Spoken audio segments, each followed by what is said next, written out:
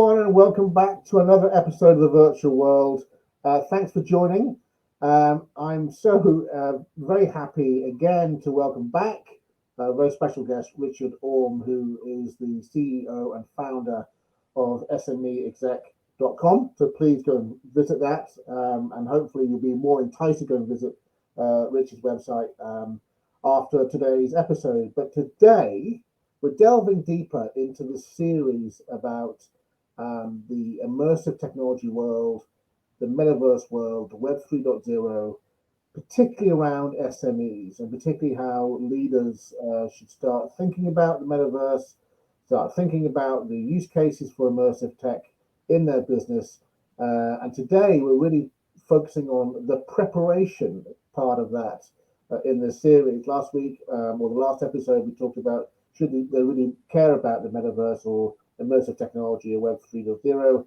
Now we're talking about the preparation, and then in the next episode, we'll even get deeper into that. So, Rich, welcome back. Thanks, buddy, for joining again. I hope you're doing well. Yeah, now, I know that you and I had a brief chat earlier, and I know you did something this morning that was very brave. What did you do this morning? I had a bit of a sea swim. Well, swim's an exaggeration, a dip. But it's brilliant. Try and do it as much as I can, eh? And obviously today being a very cold January day, so well done for you for doing that. I didn't do it, so Come and join me next time, Nigel. I will definitely do that. I promise I'll definitely do that. And we live in a great part of the world, so it'll be a mistake if I didn't do it. But let's get into the episode talking about really the preparation for SMEs. But before we do that, can you just give a quick recap in your opinion of what the metaverse is, your opinion about blockchain, Web 3.0, and immersive technology, just so we can start to shape the conversation a bit. Would that be okay? Yeah, absolutely. Okay. So I think it's really important we differentiate the difference between Web 3, which is a commonly used word, and metaverse applications. Web 3 is the umbrella. So under Web 3, you have decentralization, token-based economics, and then under that you also have the metaverse applications, blockchain technology. So Web 3 covers pretty much the whole gambit of the future development of the internet. And if we're focusing just on metaverse, which we are in today's chat, the best way to imagine that is an upgrade to your website, a more immersive experience for your customers, for your team to operate. So instead of looking at a screen and reading copy and looking at pictures to a website, the metaverse platform for your individual business will give a much more immersive experience into the similar subjects that are promoted on a company's website, but it will be an immersive experience. Okay. So that's the main difference. So when people hear Web 3, that encapsulates the whole gambit of the next evolution of the internet. Metaverse is an upgrade to their website. As a simple way of putting it, that's the way we're framing it at this moment in time, and it helps people who are busy running small businesses to get their head around what they need to be thinking about. Yeah, I mean, honestly, we're in it every single day, and we're getting a lot of the kind of information coming through all the different channels available to us to look at research and use cases and everything else. And I can imagine how confusing it might be for an SME leader, a business professional inside that market sector, just to try and figure out how do I quantify the opportunity. You're absolutely right, and the customers that we're talking to at the moment about this have exactly the same question. But I take them back to the journey when people didn't have internet sites, and how do I create one? How do I host it? How do I build it? How do I promote it? All of those questions were, pretty unknown.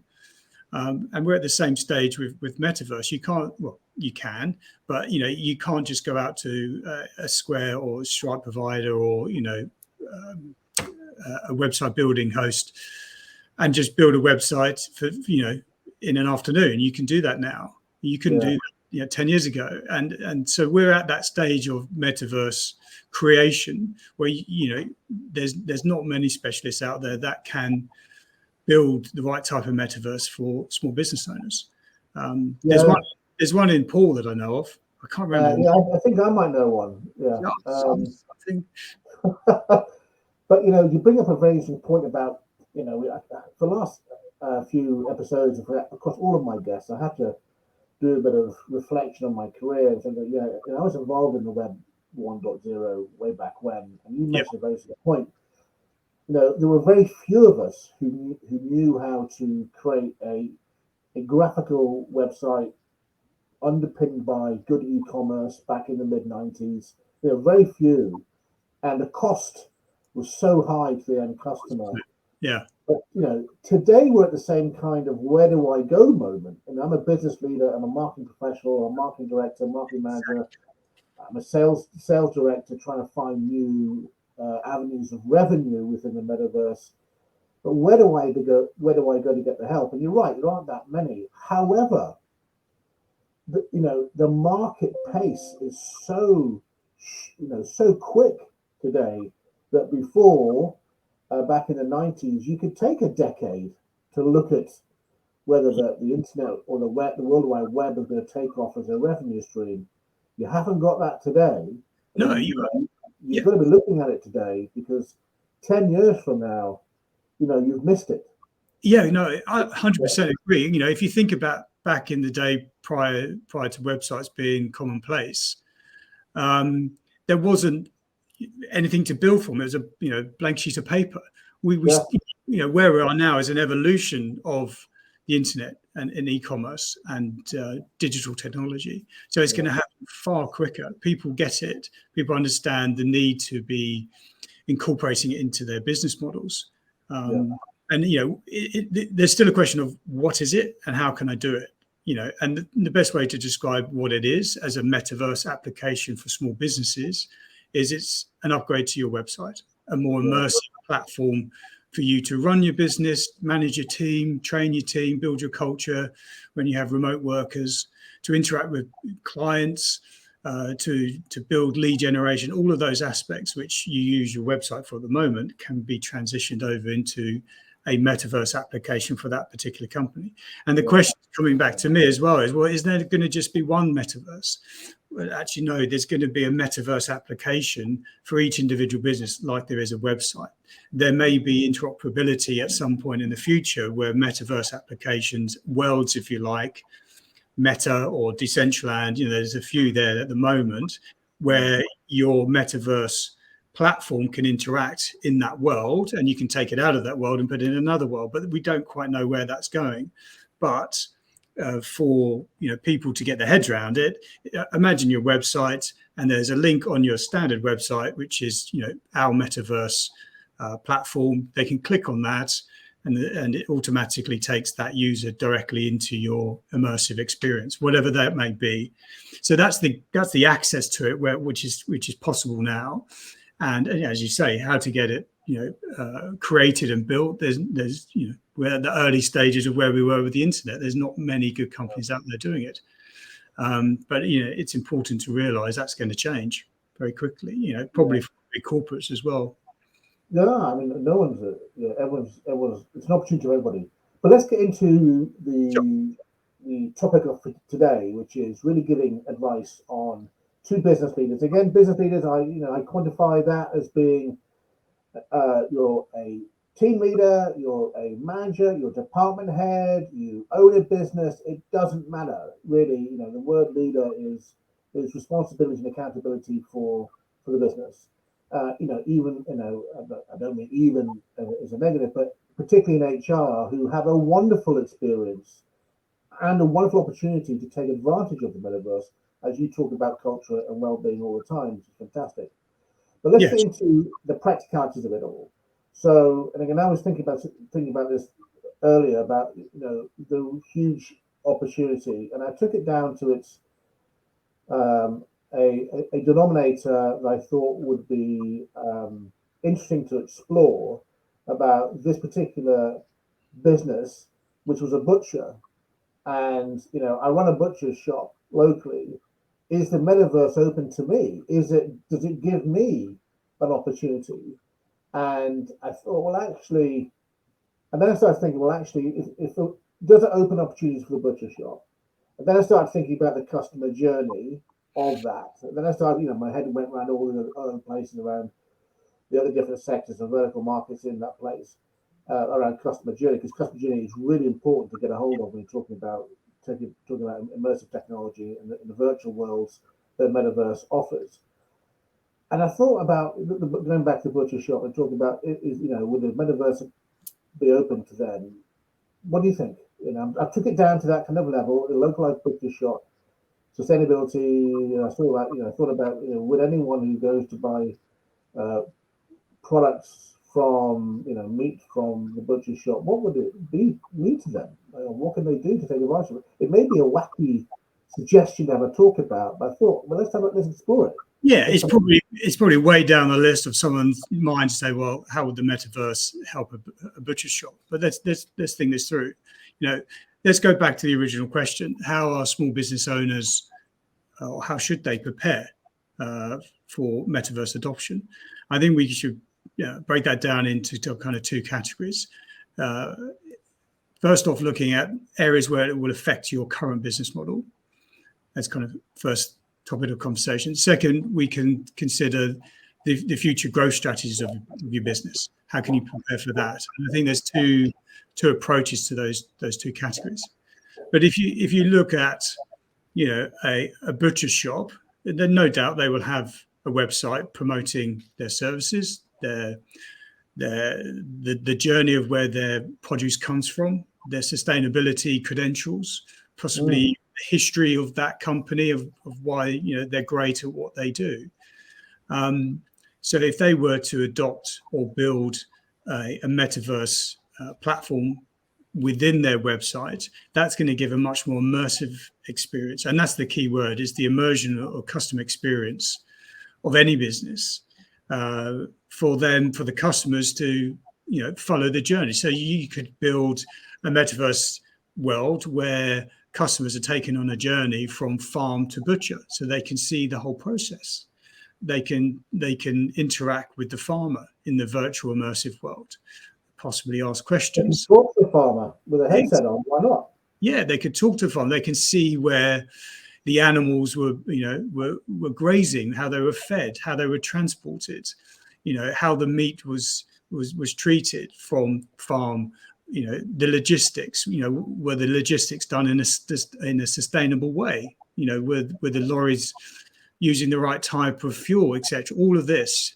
And then how the meat is prepared in the butcher shop. Why ultimately that meat is better than the butcher's competitors. And it's about that butcher having to promote those reasons to their customers. Otherwise, the customers are simply going to choose the other butcher shop.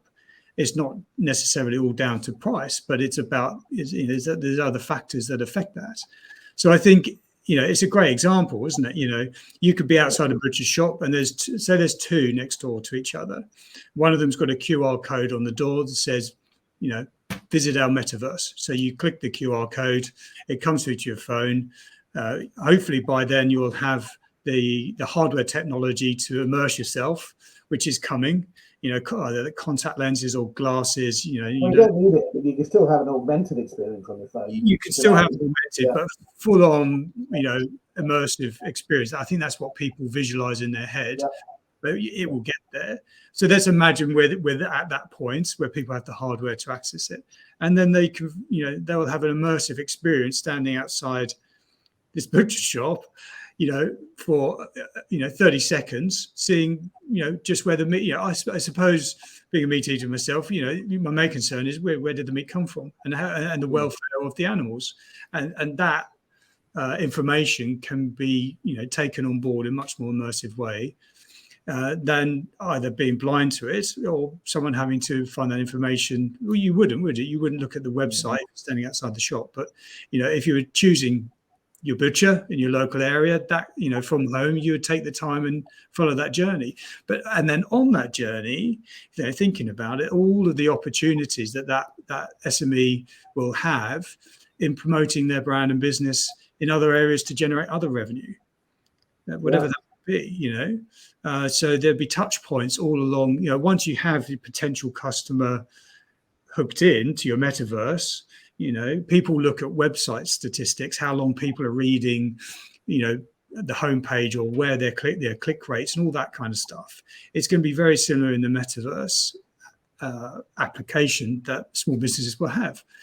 So the potential for creating new revenue because you've built a stronger know, like, trust relationship with the customer because it is immersive is going to be far greater. So to answer your question, I think is a great example. Even a butcher shop, a metaverse application could be really beneficial. Yeah.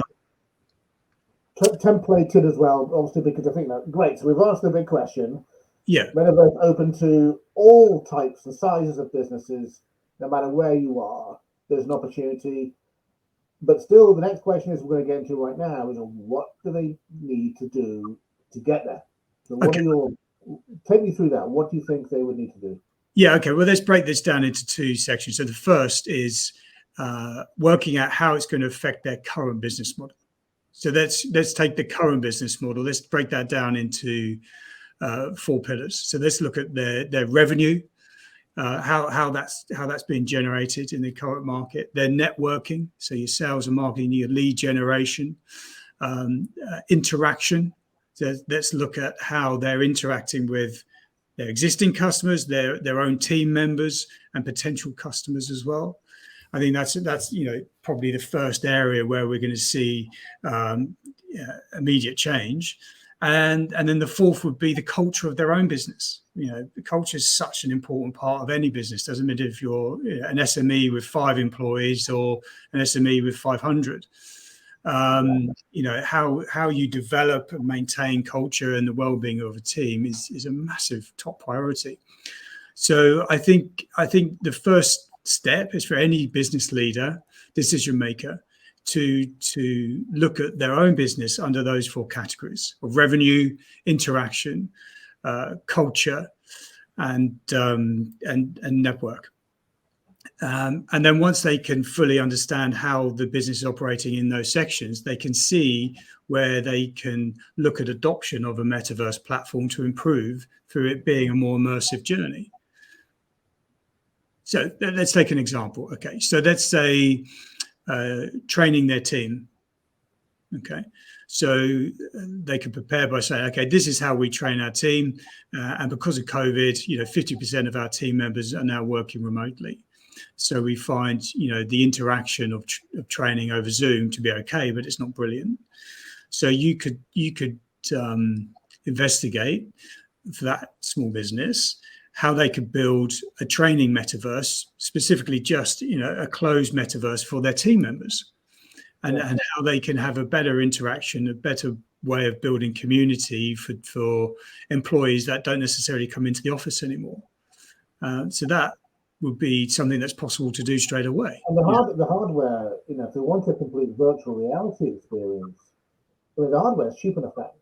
So to make it very affordable to buy, a dozen headsets, whatever, to make it become effective. So there's a big move in the market for that. So people might think, the hardware is prohibitive in terms of cost, but actually it's negated, because if you start comparing the budget you have to find for buying some virtual reality headsets, we don't know what the Apple ones are going to be yet, but they're yet to come out. But I'm sure it'll be quite pricey.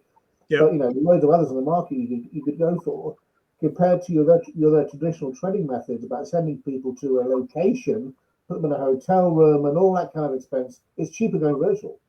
It's better to be virtual because you can do it quickly and effectively. But having that virtual immersive experience is now very affordable. Yeah, completely. And the other thing to bear in mind is the sustainable factor of businesses, their carbon footprints, and it's already in place for larger companies, and it will come throughout. Any business will have a requirement to not only just measure what their carbon footprint is, but also have an obligation to reduce it under a certain limit. We're not there yet, but that's exactly where we're heading. So, take a company of 20 staff, and they will need to know the impact of their training activities for those staff. And if they can clearly see the benefit of conducting those training probably more regularly, because people don't have to visit a centre at a lower cost, definitely, and probably with more impact, because it's going to be a more fun, informative, immersive experience than sitting in a boardroom somewhere trying to take it all in. Mate, I was told a story once that someone I know was joining emergency services. I won't say which one. And this is years ago, but the training material was like, I mean, massive A4 folders of information. It was like, right, here you are, you're at the training facility, you're here for a couple of weeks, we're going to take you through your stuff, but then go home and read all this stuff, and you'll be a better person for it. It's like, well, forget about it. I mean, it reminds me. Yeah, here's your headset. Everything you need on the headset. Take it home and really get yourself and immerse yourself in the immersive experience. I mean, the kind of the performance improvement has got to be significant for a small business owner who can do that. A, because they're going to keep that person, they're not going to lose them, so the retention figures are much better. They're going to deliver a better experience to their customers, if it's retail or if it's a food and hospitality business, whatever it might be. It's huge. Oh, massive. Let's take an example where you have a sales team and they can be selling anything, and the training for that sales consultant is doing role play with a more senior leader in their business, right? So that happens probably not enough in most sales businesses, but if you could create a role play with two avatars, which could be in real time with the senior business leader, or it could be generated through AI in terms of the response to questions. So, the sales consultants could almost do a training session every day before they start what they do, by immersing themselves in a metaverse training platform and being challenged by an avatar or team leader in a role play session. That can be done now. But there's, let's just jump back to the sustainability. Yeah, sorry, I'm taking a different time. I think the sustainability question is really important, because I genuinely believe the adoption of the metaverse on a mass scale for small businesses, any business, is going to have a really positive impact for reducing carbon footprint for any type of business, for all different areas. So in terms of preparation for any type of business, know that knowing your greenhouse gas emissions is going to be a requirement in the not too distant future, and then you're going to have to explore ways how you still generate the revenue you need to make profit in your business, but do it in a more sustainable way.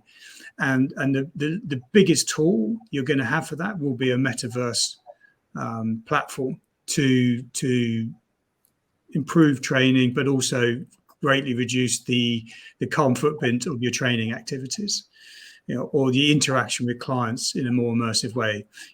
People are really now very familiar to, meeting new leads on Zoom, and that's much more of an acceptable thing than it was obviously 3 years ago. But, look at, all business meetings with potential clients or even customers that require, too many carbon credits to go visit regularly can be done in the metaverse meeting room. And it will become as accepted as a Zoom call very soon. If your customers are having interaction with your competitors through a metaverse meeting room, you have to ask yourself the questions: why aren't you ready to be offering the same type of interaction with your customers? So just to take it back a little bit, again, sorry for taking down into a rabbit hole, but it sounds like what you're saying is that what the business leaders, professionals, or decision makers need to do in a small business or medium-sized business is look at the current as-is state of the business, and then overlay that with a new to-be metaverse-enabled operating model, so to speak.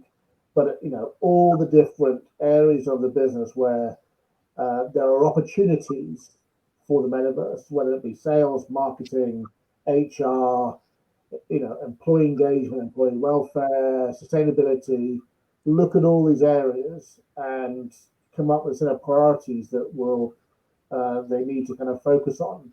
I know you're very passionate about revenue being one of those because of the opportunity for small business, and I guess because it's so prevalent in their mind today that everyone's going to try and increase revenue while reducing costs, which is standard forever and a day. But today, in the current economic climate, probably it's really a big focus for everyone as the costs are really soaring up. So it's very difficult to maintain those profit margins. So without increasing the revenue stream. So do you want to kind of, have I hit the nail on the head with that one? Is that what you kind of I would saying? say that, yeah. Your first step in preparing for metaverse adoption is really understand what your current business model is doing now in those pillars of, as I say, revenue, interaction, culture and well-being, and networking. And then look at areas, within those sections where not only you can improve to generate more revenue in the current business model, but where you can improve being more sustainable. Put that as your mission. Don't maybe reframe why should I adopt the metaverse is, okay, we want to be more sustainable. There's no business out there that wouldn't want to be. How do I do that? And actually metaverse adoption will be a major tool in enabling, reduction in greenhouse gases. So, in terms of preparation, look in thorough, and what we're doing with current clients now is just analysing their current, their real life business under those sections, especially over revenue, because obviously small businesses revenue is critical. What makes up revenue and how can they have an impact on that? In demand, competition, and reasons why.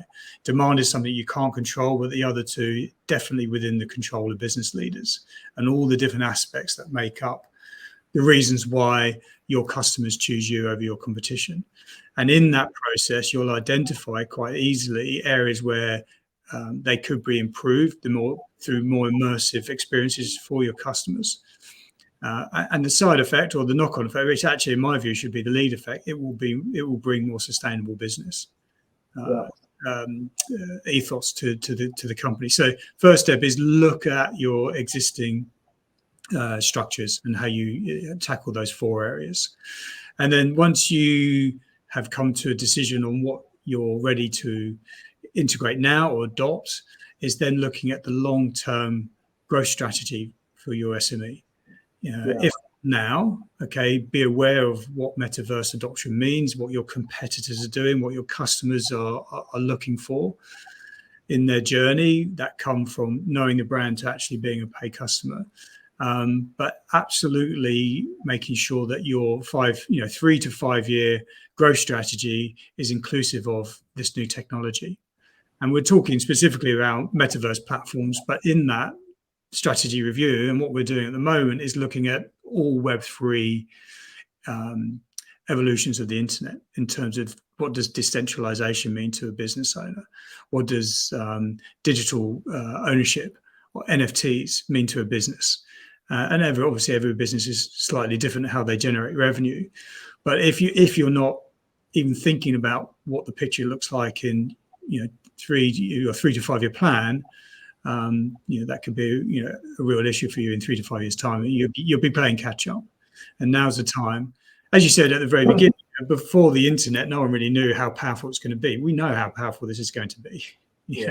So you're going to have to. Yeah. So as we try and wrap this up, I mean, I was just writing some notes. I want to put into the banner here on the podcast here. Actually, I took a step back from what you just said. So I think the first thing that you were saying to everyone is, number one, get the metaverse into your strategy. And, whether you're thinking that is sustainability is your strategy, then whatever it might be, but get it into your strategy. Start thinking about it. Absolutely. That's really, really important. And then I'm going to wrap up with the third point where I think it's really critical. But the second thing, from what I heard you say, is then do your operating model definition. So once you know it's in your strategy, you're going to know what your outcomes need to be from it, whether it's a large scale or small scale. You're starting off with a proof of concept, you're starting off with a certain department, or you might just understand that actually your strategy is to improve your training and development, tools and techniques, because you want to improve your employee retention numbers or whatever it might be, or you might want to choose, hey, I want to improve my customer service because I'm in a high competitive situation, and therefore I want to improve my revenue streams from that. But whatever it might be, get into that, and then understand your operating model, which is the second key thing, and look at your current ways of working. Then overlay that your to-be metaverse operating model. Once you've obviously defined your strategy, I think from summarizing what you said, I think these are the key things that I pulled out from it. And I think the third thing that I pulled out from all of this, and it's been an undercurrent theme that we've spoken about. In fact, it's been an undercurrent theme of all of my guests recently, is where do I go to get that help? Because it's great, Nigel, you said to me, go and build my strategy. Fantastic. Sure. I've understood how to change my operating model. Brilliant. Now what? Where do I go? So, Yes. I know you're really, you created a fantastic business called SME Exec. How can they get help from you?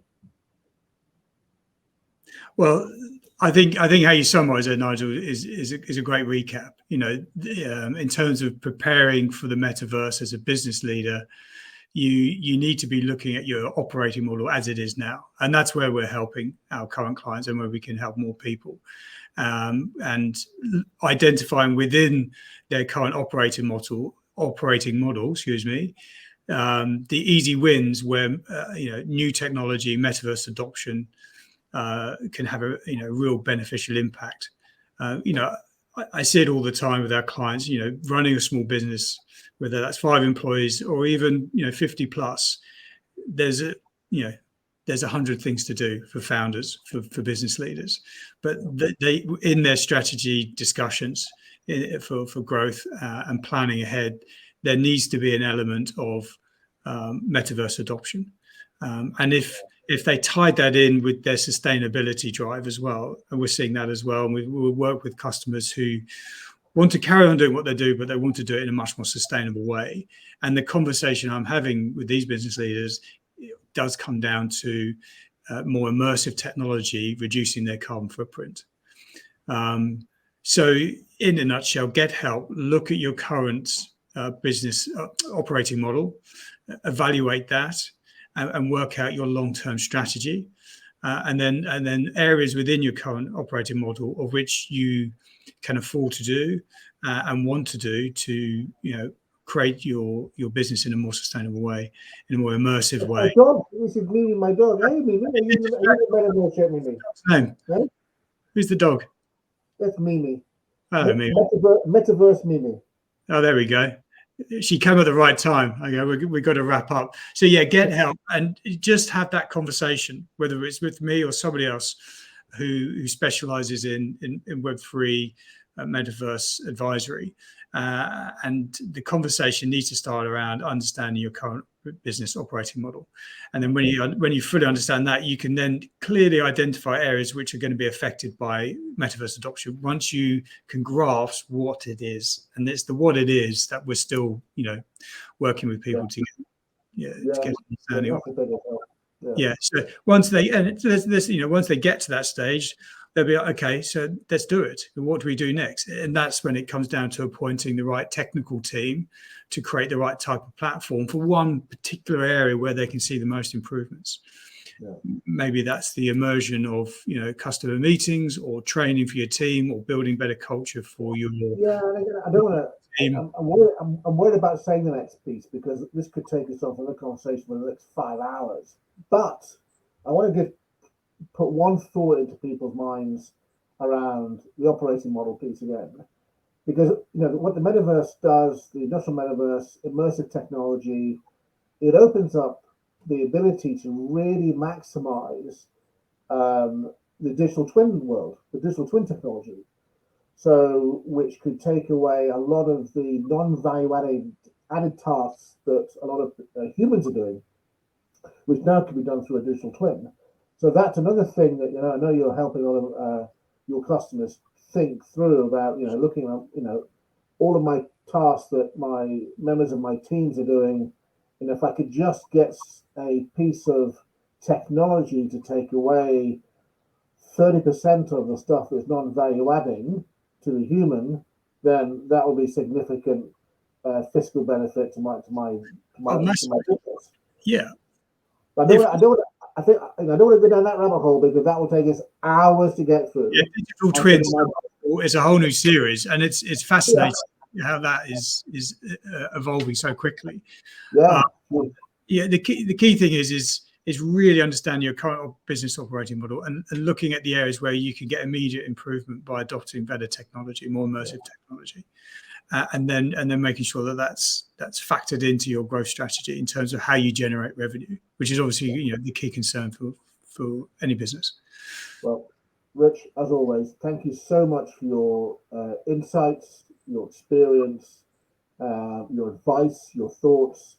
And obviously, I also very much appreciate the fact that in your business you're staying on top of what's happening in the market. Being a business leader myself, I need somewhere to go to get the help and insight about how it applies to my business. Because one of the things, again, another undercurrent or a common theme that all of my podcasts seem to be having in each of the episodes is, who do I listen to? Who's that individual? Who's that company that's going into the market to sort out the good from the bad, the honest from the dishonest, all that kind of stuff. So thank you for really being on top of the market for everyone. So again, we appreciate your time today. I'm really looking forward to the next episode as we get even deeper into the more practicalities of it. So right now, what you've helped us cover off for the SME leaders is, should they care? Yeah. Once they've understood that, yes, they should be, now we go into that kind of practicalities about. I think we need to touch on the how. Yeah. When people get it, I think that'd be exciting. Maybe bring your trunks next time, Nigel. We can do it on the beach. How does that sound? Why not? Well, that will be a scary thought. Everyone seeing me in my baby shorts. But who knows? That'd be a great podcast series to do. Although it's bloody cold right now, so I'm not doing it now. Maybe once for spring. You're Scottish. You should be used to this. I know. All right. Rick, thank you again, buddy. I really appreciate it, and I'll see you very soon. Take care. Okay, see you again. Cheers, bye. Bye-bye.